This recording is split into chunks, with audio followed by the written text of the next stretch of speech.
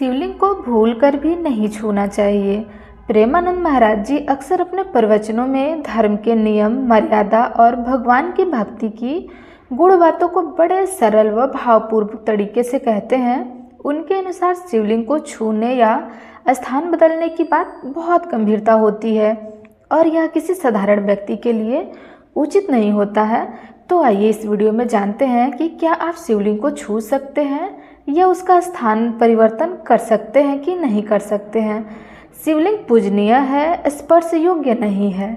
शिवलिंग भगवान शंकर का रूप है और यह अत्यंत पवित्र होता है। इसे छूने से पहले शुद्धता, संकल्प और विधिवत नियमों का पालन अवश्य करना चाहिए।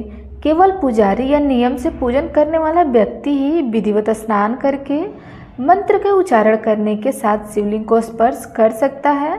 साधारण भक्तों को केवल जल, बेलपत्र आदि अर्पित करने की अनुमति है, उन्हें छूने की अनुमति नहीं दी जाती है। नंबर 2, शिवलिंग का स्थान बदलने का नियम। प्रेमानंद महाराज जी इस बारे में बहुत स्पष्ट रूप से कहते हैं कि शिवलिंग का स्थान कभी भी मनमाने ढंग से नहीं बदला जा सकता। ऐसा करना अत्यंत अशुभ फल देने वाला हो सकता है। अगर आपको बहुत ज़्यादा आवश्यकता है तो शास्त्रों में वर्णित है कि जहाँ शिवलिंग की स्थापना हो जाती है वहाँ वह स्थान तीर्थ तुल्य माना जाता है। उसे स्थानांतरित करना मानो भगवान को वहाँ से हटा देना है। यह अनादर की श्रेणी में आता है। इसलिए स्थान परिवर्तन केवल विशेष धार्मिक कारणों और योग्य ब्राह्मणों या तपस्वियों की देखरेख में हो सकता है, वह भी मंत्र, पूजा व यज्ञ करके आप शिवलिंग का स्थानांतरण कर सकते हैं। नंबर 3, प्रेमानंद महाराज जी अपने प्रवचन में चेतावनी भी देते हैं कि उनके प्रवचनों में ये भी कहा गया है कि कई लोग अनजाने में घर में छोटा शिवलिंग स्थापित कर लेते हैं और नियम न जानने के कारण अनजाने में दोष के भागीदारी भी बन जाते हैं।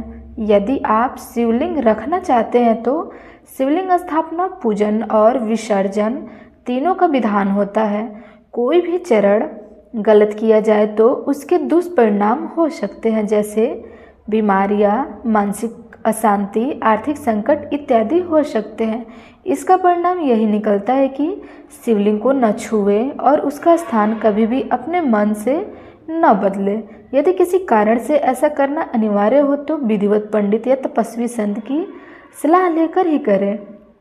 प्रेमानंद महाराज जी का यही संदेश है कि भगवान शिव की पूजा अत्यंत श्रद्धा और मर्यादा से करनी चाहिए, तभी फल की प्राप्ति होती है।